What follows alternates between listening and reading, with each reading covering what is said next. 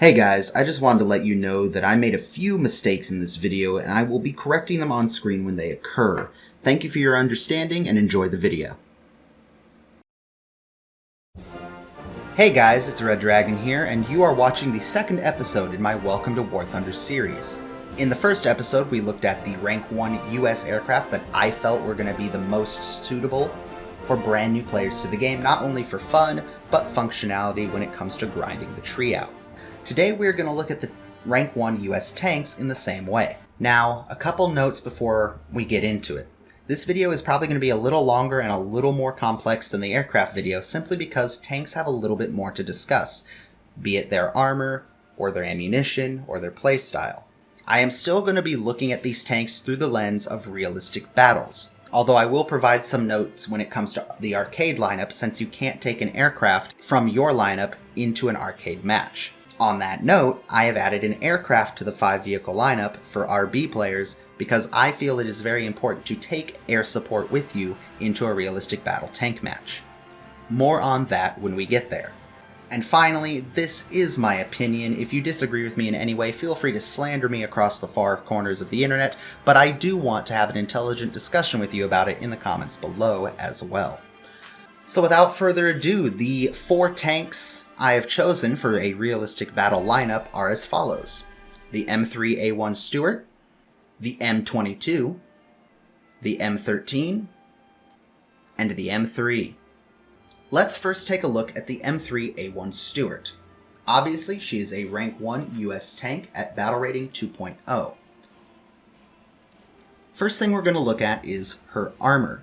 Being a Rank 1 light tank, not going to be much to talk about, but it is still important to know where you are strong and where you are weak, and unfortunately in the light tanks you are pretty much weak from every direction.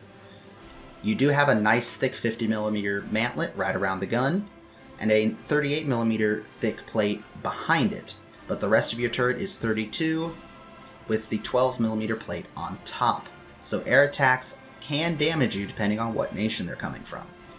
The hull armor is pretty much the same story. You have a nice 38mm plate right here in front of the drivers, and a 44mm plate down here around the transmission, but everywhere else it's a 15mm plate here and 25mm plating elsewhere, with the same 12.7mm plating on top. You are definitely not invincible. The M3A1 does carry a 37mm gun, with 2 30 caliber machine guns, one mounted in the turret and one mounted on top of the turret.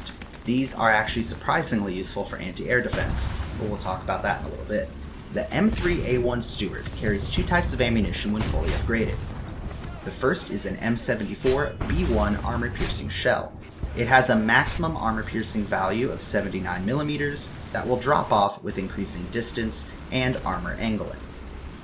The second is the M51 B1/B2 with a armor-piercing value of 87mm. I highly recommend that new players carry the M74 if at all possible, simply because it has a little bit more armor penetration, which is going to make killing enemy targets a little bit easier, especially if they're a tank destroyer with slightly thicker armor plating. For additional statistics, the M3 carries a crew of 4, it has a mass of 12.6 tons, it has the engine power of 262 horsepower at 2400 RPMs, a maximum speed of 58 kilometers per hour, and a visibility of 88%. So what does it all mean? Essentially, the M3 is a very fast, lightly armored tank with a very punchy 37mm gun. What do you mean by punchy? For new players, punchy can best be described as when a gun gives you that feeling of click, delete. It doesn't take a lot of work to kill targets. If you land the right shot in the right spot on almost any vehicle you come up against, you will get almost always an instant kill. That is what the term punchy is. Very hard hitting, very easy kills. The caveat to that is you do have to aim at the right spot. Anything too heavily angled or armored will bounce a 37mm shell. This tank is best used for getting into those sneaky positions really quick, or, even better, finding a nice, slow, vulnerable enemy, racing around them, pumping 37mm rounds into them until they die. On that note, do not negate your 30 caliber machine guns either. The roof-mounted 30 cal is great for taking out the small biplanes and attack planes you find at rank 1, and the lightly armored cars and open-top tank destroyers that you will also find at rank 1. Next, let's take a look at the M22 Locust. The Locust is of course a rank 1 American tank at battle rating 2.0. It has a 37mm M6 cannon, just like the Stuart, and one 7.62 or 30 caliber machine gun, mounted in the turret. Its armor is of course bad because it is a light tank, with only 25mm at its thickest points. Even the tracks are thicker than some of the armor on the tank. This of course is not a problem because the Locust is built for speed. She has a crew of 3, a weight of 7.4 tons, she has 192 horsepower at 2800 RPMs, and a top speed of 56 kilometers per hour.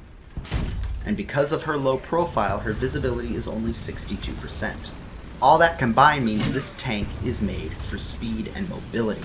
She can easily outflank and outposition the enemy, and that punchy 37mm gun works wonders as well. Because it is the same gun as the Stuart, it carries the same rounds, it can also carry a high explosive round, but I recommend that M74 armor piercing shot simply because of its slightly higher penetration value for heavier targets. This tank can be played from a distance like most tanks, but I prefer the get in, get some kills, get out mentality. It is fast enough to get in, it has a punchy enough gun to do a lot of damage, and it's fast enough to get out without the enemy being able to do much about it, especially if their turret turn time is very slow. You can run circles around most tanks before they can aim at you. All in all, this is a very fun and weird little tank for new players. The one extra bit of caution I will give is because it is very fast and very light, it can very easily be flipped over or wrecked by hitting a turn or hitting a hillside wrong. So do use caution when zooming around the map. The next vehicle we're going to look at is the M13 Motor Carriage, a rank 1 battle rating 1.7 tank destroyer or self-propelled gun, whatever you prefer. It carries the 75mm M1897A4, and its armor, as expected, is atrocious because it's a glorified pickup truck. However, what she lacks in armor she makes up for in gunnery.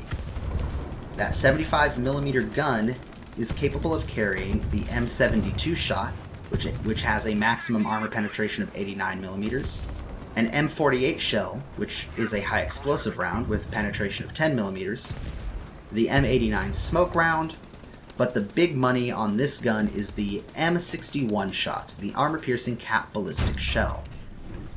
The big bonus for this of new players is it is the first vehicle we're looking at that has the explosive core, meaning it'll punch through the armor and explode, hopefully, inside the enemy vehicle you're shooting at. I highly recommend the APCBC rounds from most tanks, simply for this reason, and this 75mm gun on the M3 is no different.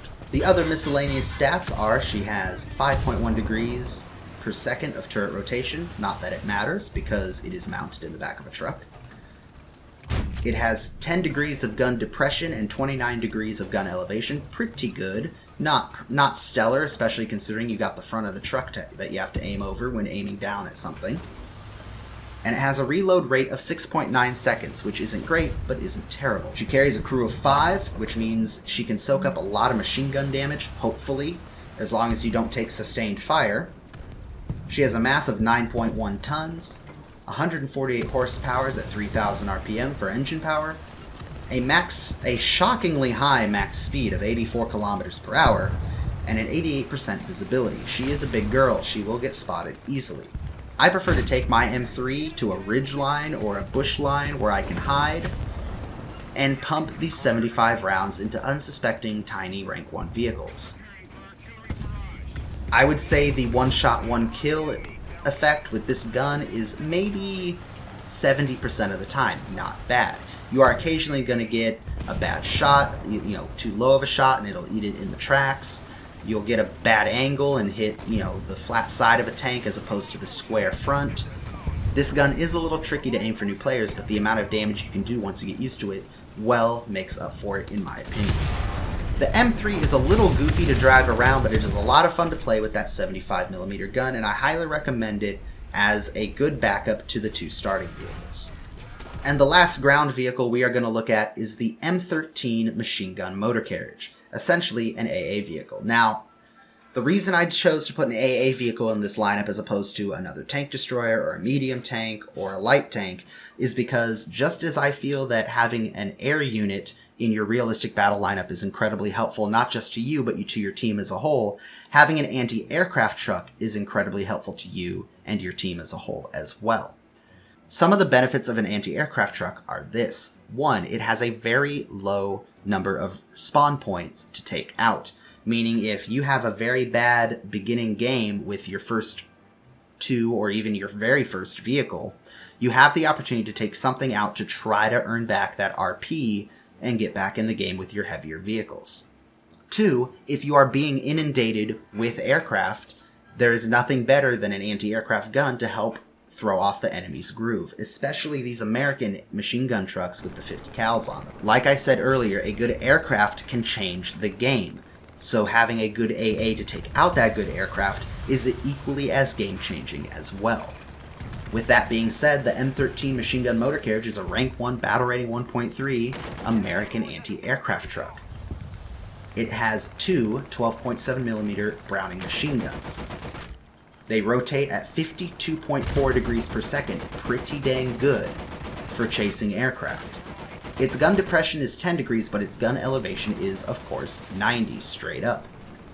It fires at 576 rounds a minute with a reload rate of 9.2 seconds. That is the one downside, is once these guns run out of ammo, it takes damn near 10 seconds to reload.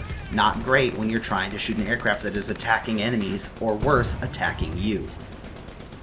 Because it is a gun truck, of course, the armor is going to be absolutely atrocious. Only 6mm at its thickest point. She has a crew of 3, a mass of 8.3 tons, 148 horsepower at 3,000 RPMs, a maximum speed of 73 kilometers per hour, and a visibility of 74%. Now, the AA trucks are hit and miss depending on what nation and what tier you're at, but the M13 is a good start. 250s on most of the light aircraft you're going to face at rank 1 can take them down fairly effectively. Now, I recommend the APIT, Armor Piercing Incendiary Tracer rounds for aircraft. I recommend you carry some of the armor piercing belts to help you deal with the thinly armed tanks that might come your way looking for you. The armor piercing belts have a penetration of 31mm, so it can pretty effectively deal with most light tanks that come your way. You'll be surprised at how effective 50 cals can be on some of those enemies. Another big strength of the M13 is when fully upgraded, she can carry artillery strikes, so you can at least run around the map and make life for the enemy a little more miserable that way as well. And now for the realistic battle players, we're going to discuss aircraft. Now, as far as what aircraft to take, I will leave that up to you, but a few of my personal recommendations that fit the 1.3 to 2.0 lineup we have here are as follows. Obviously, the SB2Us would be a decent choice, especially the SB2U3, specifically because it has a 1,000-pound bomb and 4 forward-facing 50 caliber machine guns. For those of you that watched the American aircraft video, you guys will know that I disliked the SB2U for new players simply because of its bomb drop mechanics. The SB2U has a trapeze bomb dropping system, which means you have to practice a little bit to get the bomb timing just right. That's made up for with the 1,000-pound bomb and the forward-facing 50s.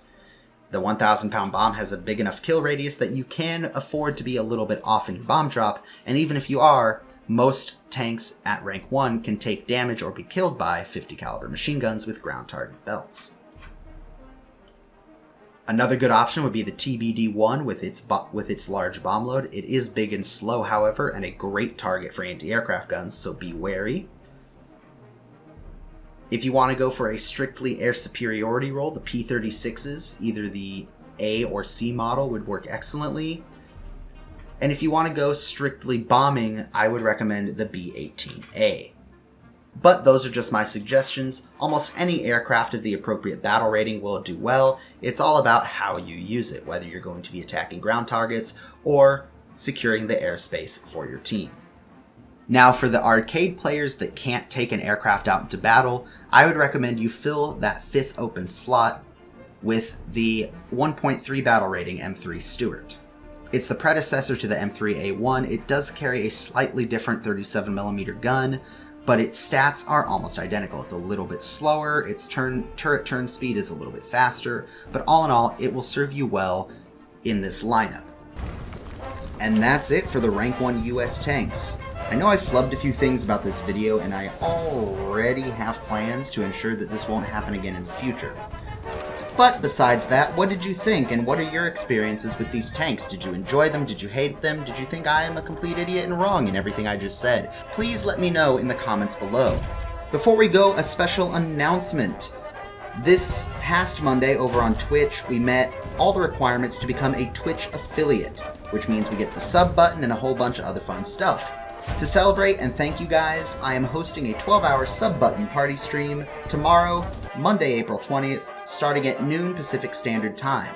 We'll be playing a bunch of War Thunder, mostly custom matches, some goofy custom matches like hide and seek, bombers versus biplanes, jets versus biplanes, bombers versus bombers, just also whatever crazy things we can come up with, as well as some regular community RB battles, arcade battles, and viewer squads. We will also be throwing in some other multiplayer games such as Scribble.io and Stick Fight. And as a special thank you from me, we will be doing some giveaways for things like custom designed War Thunder skins that I will make for you guys on a future stream, the chance to pick a free sound alert for the people in chat to use on stream, Golden Eagles for War Thunder, and a $10 Steam digital gift card. It's my way to say thank you to you guys for being supportive of not just the Twitch channel, but also the YouTube channel. I hope you guys have a chance to stop by. We'll be playing again for 12 hours. We'll be doing giveaways periodically throughout the 12 hours. I hope you guys will stop by, say hello, and check it out. Other than that, if you liked the video, please do leave a like. It helps. If you want to see more content, subscribe. If you want to see more of me, go check out the Twitch tomorrow. And if you really want to keep up with what's going on with me and the community, you can follow me over on Twitter or join our community Discord server. It's starting to become kind of a cool little group of people, so get in on the ground floor while the getting's good. That's it for me. I will see you guys in the next video. Have a wonderful day.